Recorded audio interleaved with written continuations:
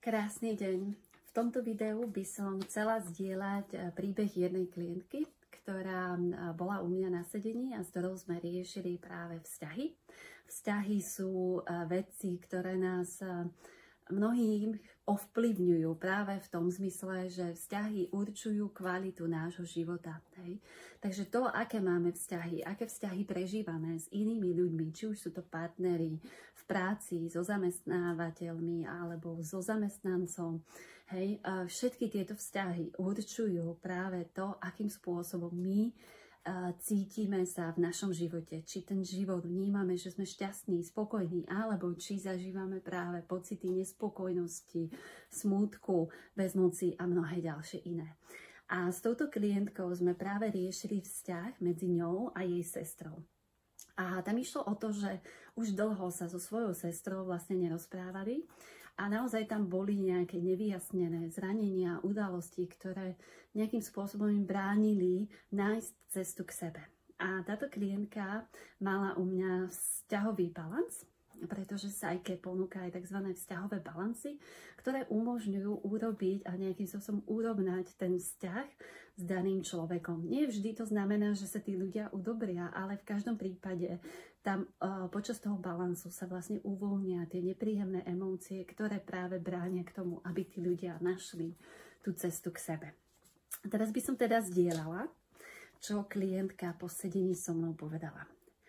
Robila som vzťahový balans s Jankou, kde bolo potrebné riešiť vzťah s mojou sestrou. Asi 4 roky sme spolu nekomunikovali. Vždy mi bolo nepríjemné sa s ňou stretnúť. Nejakú dobu sme spolu vôbec nekomunikovali. Ale vnímala som, že nie som schopná ísť do akčného plánu, lebo som tam cítila veľký odpor.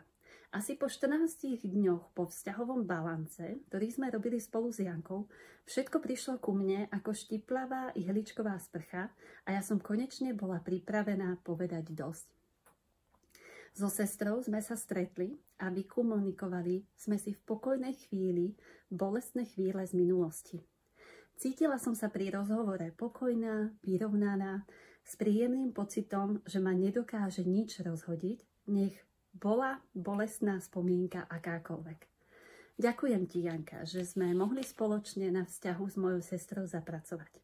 Pomohla si mi navnímať iný uhol pohľadu a so sestrou sme sa po 4 rokoch konečne udobrili.